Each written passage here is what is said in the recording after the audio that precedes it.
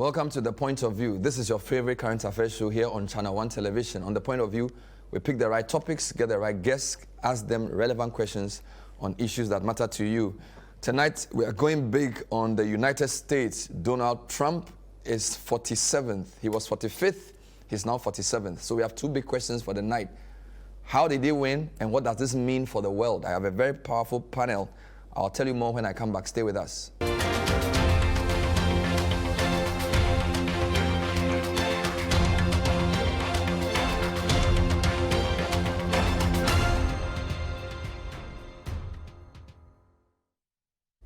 So tonight I'll be picking three perspectives on Donald Trump's historic return to the White House. I'll be speaking to the Voice of America's Anita Powell. She is a correspondent who's based in Washington. The VOA have been with us throughout this coverage, and Anita is happy to join us. Anita, thanks for joining us. Good evening. Good evening. Before I ask my first question, let me just also introduce my other guest. I have David Fosu-Dorte, who is a geopolitical analyst. He runs a Pan-African law firm, AB and David. Later on, I'll speak to political scientist and democracy expert, Professor Bafo Agyemangbe as well. So, Anita, let's start with Washington. The mood there now and how the White House is receiving this remarkable or almost surprising for some, this news that Donald Trump is going to be in the White House from 20th January. Right. So I spent all of yesterday at the White House, and it was quiet. I think the mood was very muted and quiet because, of course, Joe Biden was not participating as a candidate in this election. So far, he hasn't said anything today, and we haven't heard either from Vice President Harris on her defeat in this election. So I think the words that I might use are quiet, cautious, and muted. Though, of course, as I think anybody knows, Washington, D.C. and its environs are a Democratic stronghold. So the mood among the citizenry here is, of course, what you would expect. People are disappointed, people are upset. And I think this is illustrative of something that's very familiar to those of us who have lived in Africa for a long time, which is the urban-rural divide. We often see results go one way in the urban centers and differently in less populated areas. And that is what we have seen here with this decisive victory by Donald Trump last night. The build up to this was described as too close to call. In fact, some people said this was the closest election that had been polled. The numbers were very even. But from looking at the results, it appears this is almost like a strong victory for Trump, and it wasn't as close as was being projected. Is that the feeling, and am I misinterpreting the way the victory has been decisive? So yes and no. You are right that the polls showed that this was statistically too close to call, but the pollsters also said it is possible we will have a decisive victory. And it's difficult mathematically to reconcile both of those, and that is because I think we're still learning why this played out the way it did. But we did have a clear victor, and that may feel surprising to certain people, but that is what pollsters were saying all along, that ahead of the polls it was too close to call, but that didn't mean that they were going to end up tied in the polls, that one side might eke out a victory. And that's exactly what happened last night. The people of America spoke. They spoke decisively, and in many places where I think many people, observers, were expecting to see Harris do better, she didn't. There was a clear rightward shift, and that's reflected not just in the presidential race, but also in the lower ballots, in the down ballot races. We saw Republicans pick up seats in the Senate and in the House. So I guess this is indicative of a very clear, small rightward shift in the United States, and this remains a very deeply divided country. The so-called blue wall collapsed because if we look at the so-called swing states, when the results started coming in, of course, Georgia is not part of the blue wall, but obviously right. Philadelphia was, Pennsylvania, forgive me, was pretty big. North Carolina also went to Trump, which is one of the swing states, and then Wisconsin. Are you able to explain how come at least 4 or 5 of the 7 so-called swing states all, as of now, fell to Trump? Well, the reasons are different for all 7 of the swing states. You mentioned a few of them. Just to give some examples from what we've seen today. Dearborn, Michigan, which is a very diverse community with many Arab Americans, went towards Trump. Now, I'm not sure at this hour if we can say that this is because of opposition to the Biden administration's support of Israel, but I think that was a very big factor in Michigan voters who were the home base of the quote-unquote abandon Biden movement, which was when he was still the candidate. This was opposing his support of Israel in the conflict in the Middle East. That was definitely an element. But in other swing states, we're still parsing those results. And I've identified like 4 factors that I think kind of moved voters in the polls. And one is just, how do you feel about Donald Trump? Because the thing is, nobody in America feels neutral about Donald Trump. I think that's very clear. So that was element number 1. Element number 2, how do you feel about the first female president? Nobody feels neutral about that either. Number 3, how do you feel about reproductive rights and abortion? That's another issue that's very divisive. And the last one was conflict in Gaza. So that influenced a lot of voters, but it's not clear whether in those swing states you mentioned, whether voters were swayed more by one or the other. You alluded to the urban-rural divide. Again, from an outside perspective, there seem to be about 4 or 5 fault lines. Rural, Trump; urban, Kamala; old, Trump; young, Kamala; women, Kamala; men, Trump. And the list goes on. College-educated, Kamala; non-college educated, Trump. Is it as clearly delineated as this, or am I being oversimplistic in giving these broad differences? I mean, that's a very nice generalization, but I do think that that's probably simplistic. This is a very large country with 330 million people, very rapidly changing. So I think that is a good broad strokes analysis that you've just given, but I could see that falling apart because Americans are not a monolith. I think we've seen that. This is a country where we say that diversity is our strength, and it also leaves us without convenient explanations for everything. So I that's good broad strokes, but I think I could probably find a voter within 5 minutes who would poke a hole in that argument. Okay. So, yeah. Still on the matter of broad strokes, again, we were told economy, immigration, abortion. Was that were those the 3? And in your view, how did that play out in the end? I think we're going to need a little bit more time to figure that one out because, as I said, again, American voters are not monolithic and they don't necessarily vote straight ticket. It's not uncommon for an American voter to choose a president from one party and a senator from a different party. So I think we're going to learn more about that in the coming days, weeks, months, maybe years. But that's again very broad strokes that you've just painted there. There are some who feel that if Kamala had had a longer time to campaign, she probably would have done better. I know it's very early days yet, but that's a feeling some people are getting, that, well, look, she came in last minute, she got the bump, but she didn't have enough time to impose herself on the race. And so there's a whole conversation around, should the Democrats have given her an earlier chance? Should President Biden have given in earlier? Any indication of what's going on within the Democratic team around that? I expect that there's a lot of this, what we would call in the United States, Monday morning quarterbacking, or, the Monday morning analysis of why the match didn't go your way. Should the goalie have blocked differently? I mean, come on, that's going to be the conversation that we're having in the United States in coming days, weeks, and months. But yeah, it was admittedly a very, very fast campaign. She did not have a clearly delineated policy on several things. And I guess Americans were maybe shaken by the change at the top of the ticket. She didn't face a primary. She hadn't been tested in that way.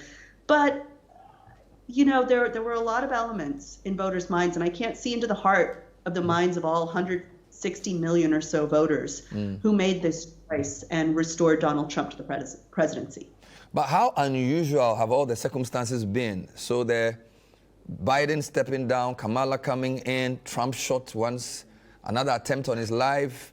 I mean, it's been a very crazy, I don't know, you've covered elections for a while. Have you had an election with this level of, I don't know what to call it, uncertainty in terms of how volatile the environment has been?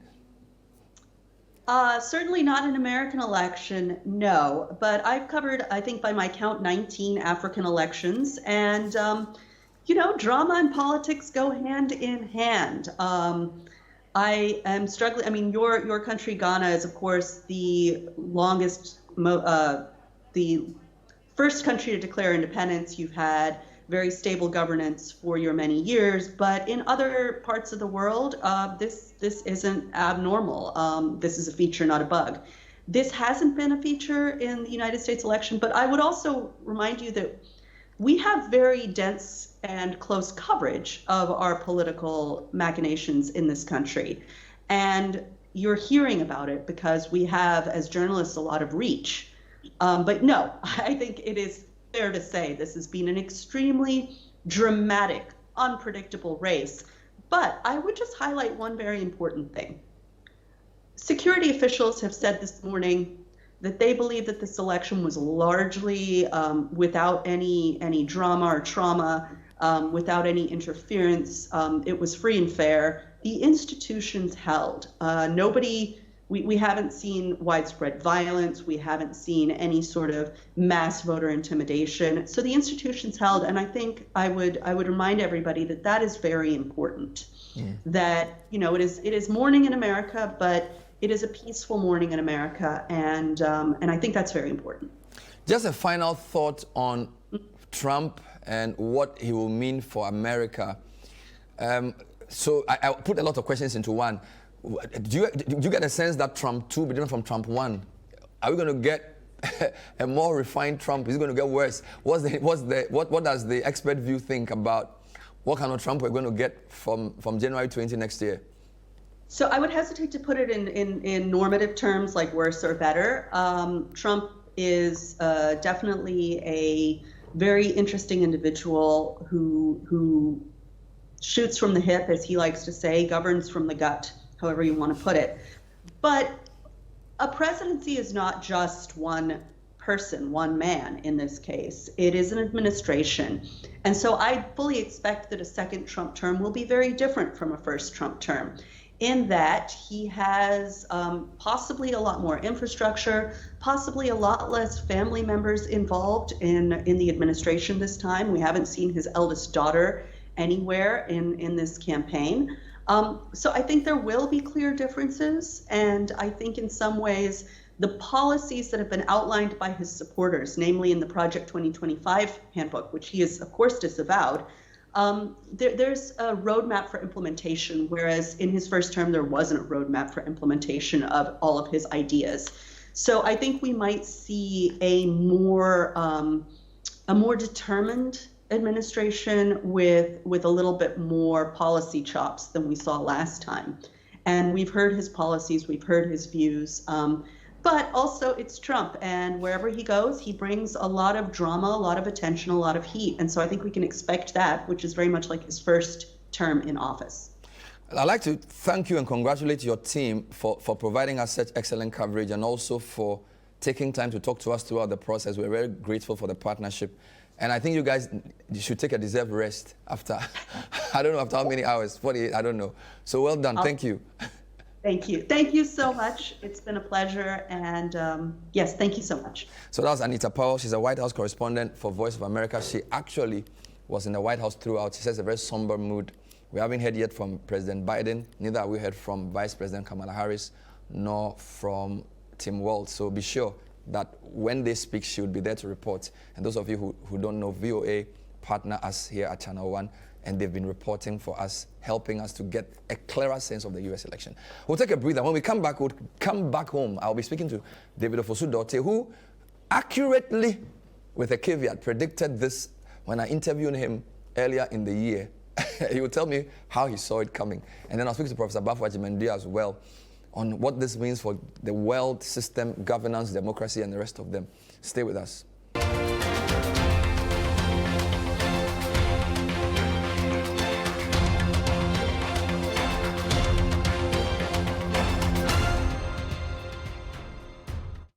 Welcome back. The point of view tonight is asking two questions. Donald Trump is now 47th. He was 45th. He's back as U.S. president. He takes office January 20. How did he do it, and what does it mean? So on the how did he do it part, I just finished talking to Anita Powell, who's the Voice of America White House correspondent. She was in the White House throughout. She says the mood is somber. She also says that even though the polls predicted a close race, they also did say that because of the margin of error, a strong victory for either candidate could not be ruled out. So we can't really say the polls were wrong. Let me come to David Ofosu-Dorte. He is I call him a geopolitical analyst and founder of a Pan-African law firm. David, thanks for joining us. Good evening. Good evening, Bernard. Thanks for inviting me. I don't know whether it was January or February, but we had you on air some time back, and I wanted my producer to even play what you said. But if I remember, you said that if Donald Trump gets the Republican nomination, he has an advantage to win the election. But because at the time there was a lot of legal issues and he hadn't yet been given the nomination. But you said that if he did get the nomination, he would win.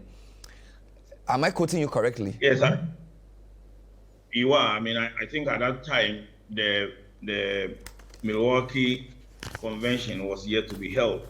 And what I did say is that by July, I expected Nikki Haley to drop out of the race.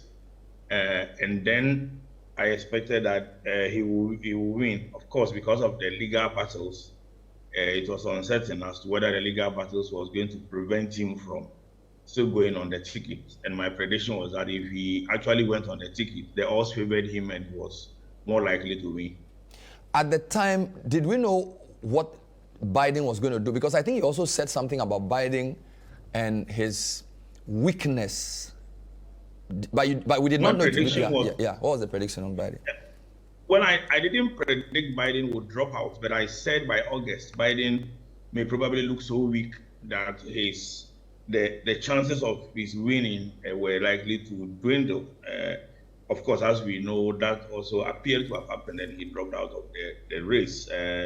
At that time of the prediction in January, I wasn't expecting Biden not being on the ballot, but I expected him to be on the ballot and look very, very weak, as it were. He dropped out. But I always expected that once Trump got on the ballot, he was likely to be the next president. And I think the first debate exposed the Biden situation, right? Because I think it was that debate that led to his replacement. So in a sense, his weakness was exposed by the debate, which then led to his dropping out. The weakness I was referring to was more of his age and physical outlook than the debate. Of course, the debate heightened it because of the performance. But I think Biden was beginning to look weak from the latter part of last year, and many pundits doubted his ability to survive a very hectic race. As you may recall, when he dropped out, Kamala gathered quite a lot of momentum, and there were many who thought that she could win based on the momentum. But that momentum was temporary. The race itself has had a bit of ups and downs. The attempted shooting or the shooting at Donald Trump himself at some point appeared to have given an extra boost to Trump. And then came in Kamala. And then, of course, it was very clear as the polls were looking tighter that the race was still that of Trump to win more than any other year. Okay, so now Trump has won. I mean, what are the implications of a Trump presidency for the geopolitical order? Maybe that's my opening question about his victory. For once, let me separate the geopolitical implications from what these days are called the geostrategic implications. The geopolitical implications, of course, relate to the likes of NATO and expansion, or the NATO's position on the Ukraine-Russian war, and what it will mean. Of course, Trump has already signaled his intentions to, as much as possible, end the war as soon as possible. I'm not so sure as whether that would mean ceding territory by Ukraine. So that's one aspect to look at. And then, of course, the Middle East, where I don't expect much change in policy, even though I'm not so sure whether the relationship with Netanyahu will remain as strong as it was in Biden's first step. Then you have the China bit about it. Overall, from a geopolitical point of view, I think America's position towards geopolitics generally in terms of its sphere of control and its position of being the leader of the free world and all those things that come with it. I don't think anything will change. I think that is going to remain largely the same. Trump may be less likely to go to war in that regard. So from that point of view, but I'm more interested in the geostrategy point of it as to what it means both to nations, to Africa, and to the economies of the world. And that's when you bring in the likes of China, tariffs, which he has promised. So that may sound like geopolitics, but these days it's more of geostrategy. Tariffs on China goods are likely to come up. The likes issues relating to Huawei and the likes are likely to come up. Remember, we have the BRICS also positioning itself in the de-dollarization attempt. But what you should look at when it comes to that, and with geostrategy, I want to add it to the economics. Just look at exactly what has happened immediately. The victory was announced. Wall Street is performing better. All the indices are going up. The dollar has strengthened basically overnight. What that means simply is that there is confidence in the economy, and oil prices have remained low. That's the immediate response that you should be looking at. And I expect a return of a higher rate of confidence in the American economy. What that will mean is whether countries which were seeking to de-dollarize will remain to de-dollarize. And those are the kind of things we need to look at. Then you have to look at it from the point of view of Europe. Again, if you recall the predictions I was making during the crystal ball, I was talking about Europe perhaps being more afraid than many countries in the Americas itself. Europe is more, as it were, susceptible to China's changes in policy than they were previously, and perhaps it will be worse under Trump. And Europe will have to confront a reform in its approach to economy in terms of industrialization in a new AI-led economy, which is essentially led by America and China. So those are some of the things that will affect the geostrategy I'm talking about. But I can't leave this without talking about this impact on Africa. Before you go there, on the economy, it's true that the stock market has picked up. Even Bitcoin, the most popular crypto, also went up. So generally, economic sentiment is high. But if we look at his promised economic policies, yes, tax cuts are good for companies. He also is interested in drilling oil, so the oil and gas sector will probably grow. Mm-hmm. But his trade war with China, the literature on these trade wars does not necessarily bode well for global economy, right? When the two superpowers ban each other's products or impose tariffs around 60%, it doesn't necessarily bring prices down. So it could actually lead to inflation. So my point is that the jury is out there on the overall effect of his economic policies on the world economy.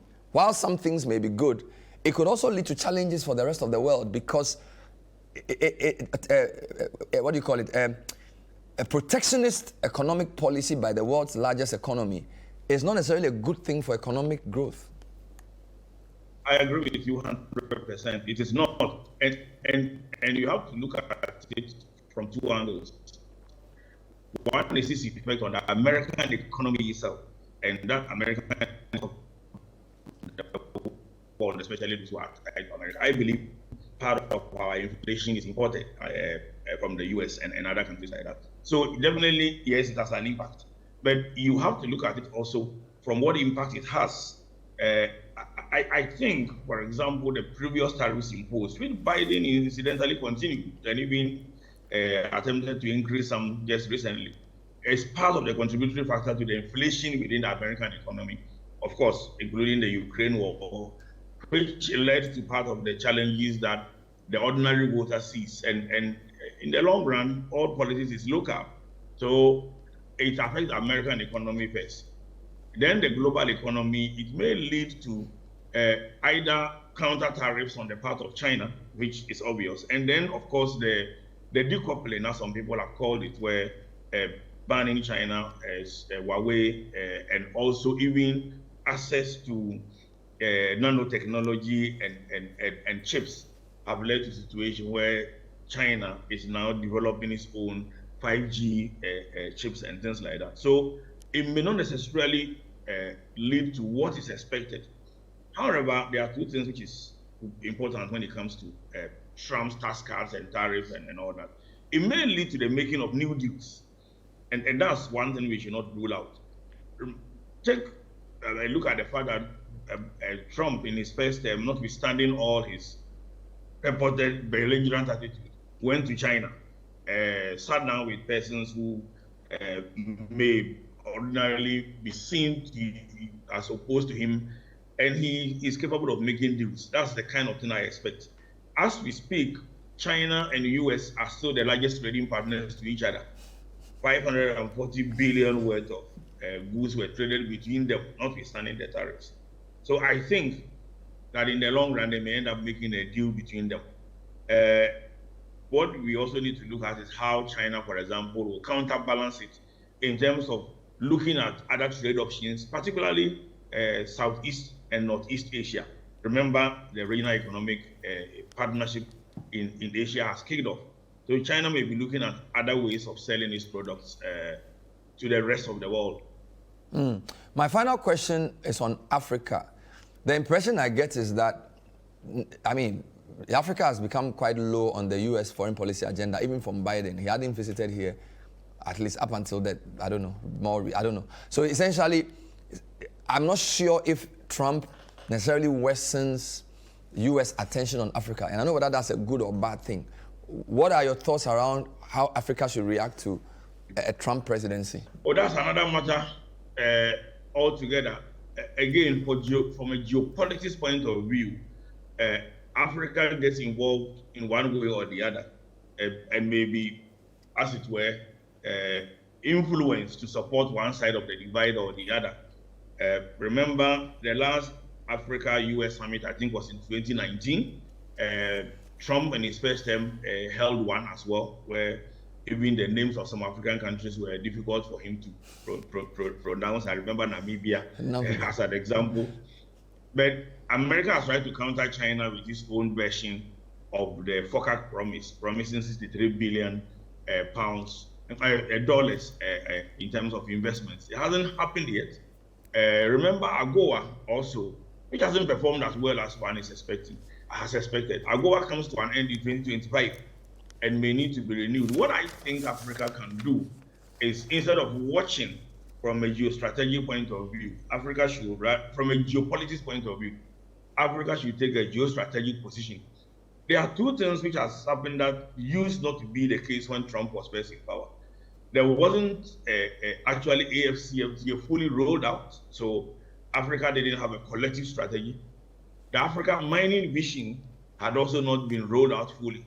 This time, quite a number of countries have got value addition policies, etc. But if we could come together, then the likes of Congo DR, which controls a significant part of the cobalt market, and the likes of countries like Zimbabwe, Ghana, etc., which have lithium, and who may be able to leverage that, may be able to negotiate with America, and particularly for a president who is a deal maker, I think this may be the time for Africa to think about making a deal just for purposes of being a deal maker. Trump, I believe, may be ready to make a deal with Africa if we will act as one. But if we continue to act individually the way we have done, we may be worse off. Thank you, David Ofosu-Dorte, who is a geopolitical analyst and founder of the law firm AB and David. When we come back, we'll speak to Professor Bafo Agyeman-Duah, who is really, I mean, you can call him an expert on democracy, good governance. And what does Mr. Trump leading the U.S. mean for democracy and all of those things that we so dearly cherish? Stay with us.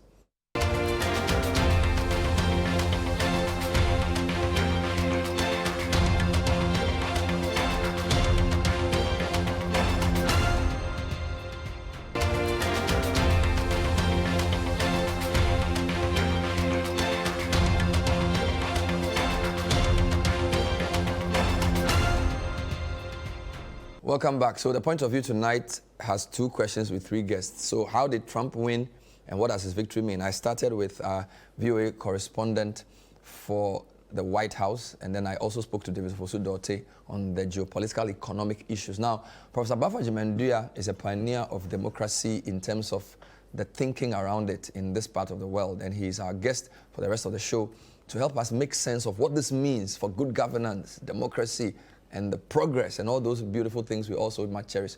Prof, thanks for joining us. Good evening. Good evening, and thanks for having me. I'm sure you've been watching the election. What did you make of the whole election, and how surprised are you that number 45 is now number 47? Then I tell you, I was stunned when the results started coming in, and right away it became clear that Donald Trump might have the upper hand.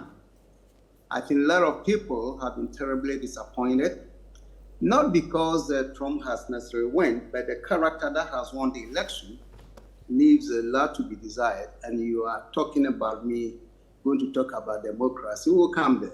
So my initial reaction was simply stunned. I just couldn't believe what I was hearing and what I was seeing on television. And I think a lot of people were. Because here is a person whose character and record would not recommend him to be even a headmaster in any decent public school, in the United States in particular, and in anywhere else in the world. Someone who has about 33 or so convictions, someone who as president was impeached two times, someone whose language is always foul, someone who always speaks and put people down. I mean, I can go on and on. So such a character to be affirmed by Americans in this election clearly tells me that maybe democracy has no room for good character, and therefore anybody such as Trump could be president. But you know, that was the decision of the collectives we call the Americans. So they will have to live with it. So my initial impression is a disappointment. And I think Trump, I don't know how he's going to be around for 4 years and how that is going to impact all of us. And I'm sure that if Ghana wants to be democratic, as we're aspiring to be, that part of leadership is not what we want in our system. So I was listening to an analysis on the BBC earlier when one of the commentators made the exact point you made about character of the leader. And the counterpoint from the other side was, well, if we want to go into the personal life of our politicians, it will be very difficult to get anybody who's without fault. And then the person also said, maybe voters were more interested in what the person will do by way of policy than on their personal problems. This was the retort of the person on the other side of that interview in the morning. What do you make of that? The first argument certainly is an important one. I do agree that we don't have to go into the private lives of people, but we are talking about cases that are public. If Donald Trump had dated 20,000 women, that's up to him. It's no crime. But when it comes to public, that you have abused women, you've gone to court and you've been adjudged guilty, that is public. Sure.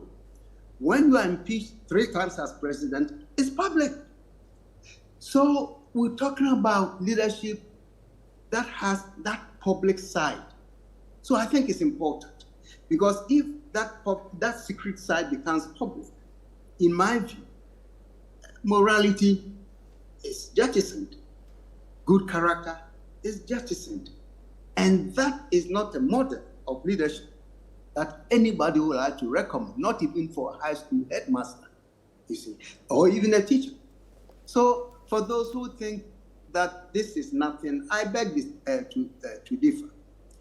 I think leadership has multiple sides. For older people who are in leadership, they must also know that the younger people are looking at them. They listen to them. They read about them.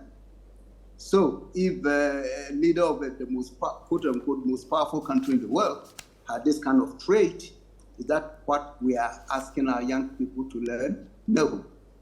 So whilst I understand that there's no angel in this world, and all of us have skeletons in our closet.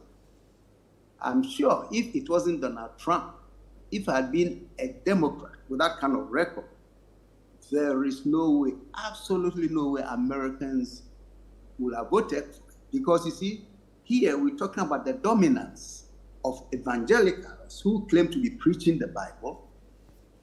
And the Bible, I believe, speaks against all these traits in character, and yet they all supported him.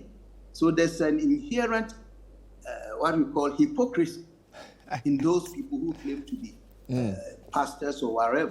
And then, that's the reality, my brother. Is it not?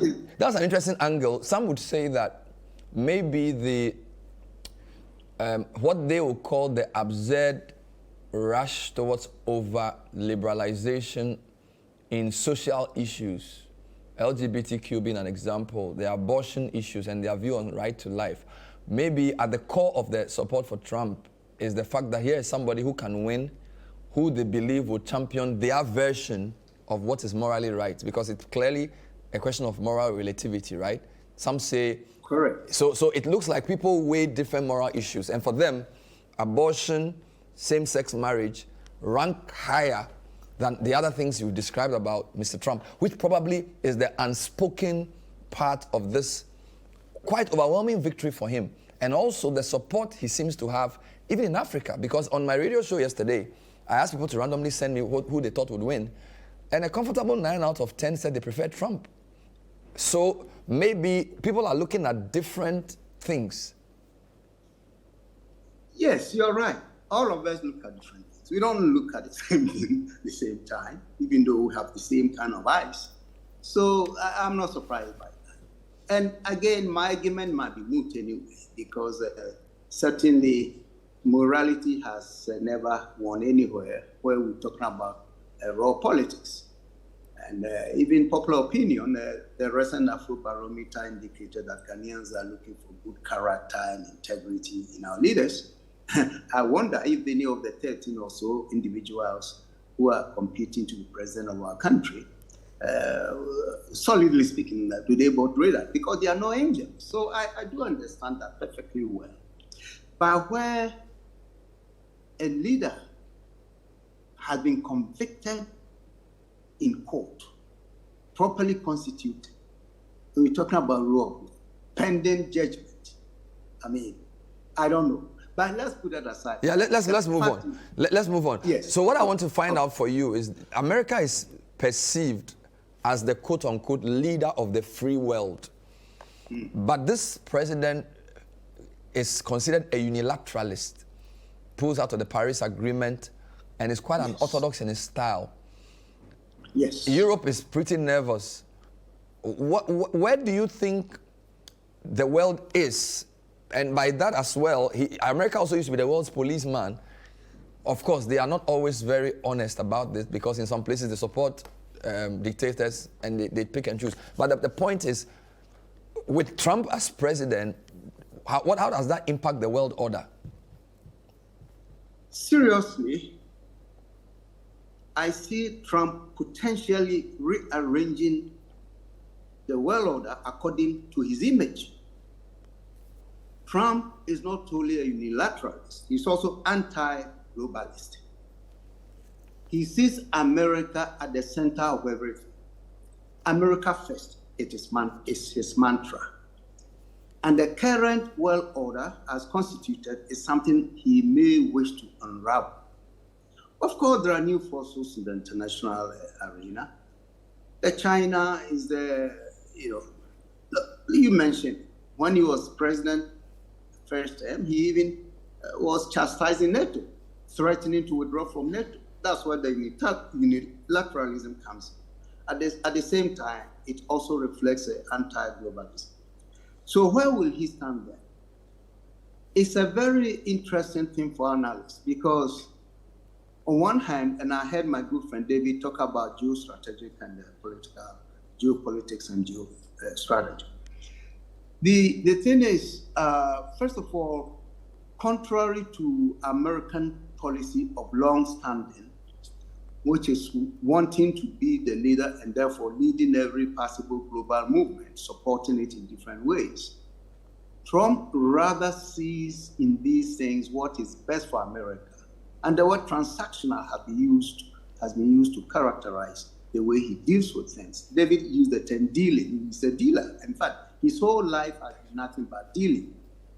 So if globalism will make America great, to use his own term, I'm sure he will approach it from a perspective that will make America great. Not necessarily what will be mutually beneficial for all of us, you see.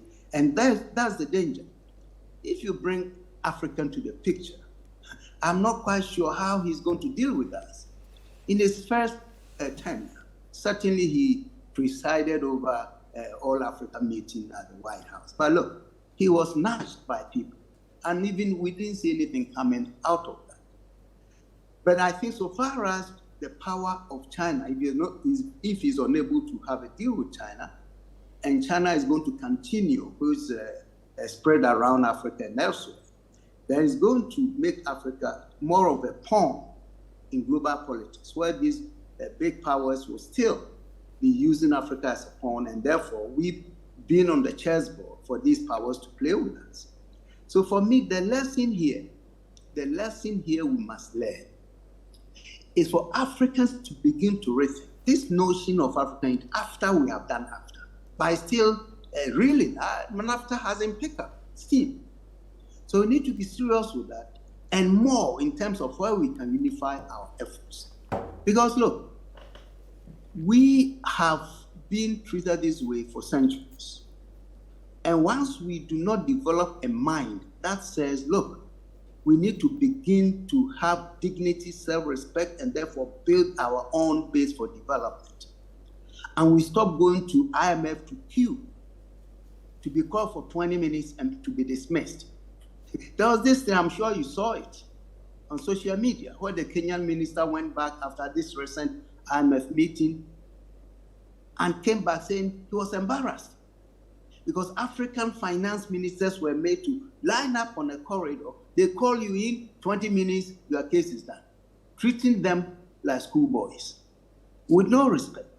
And that's exactly what happens to you if you continue to hope that your destiny can be determined by external forces, in this case, America and these IFIs in the world. So I think the challenge for us as Africans, as Ghanaians in particular, is to begin to rethink how we relate to the external world. We have to find a way to delimit our dependency on the global system.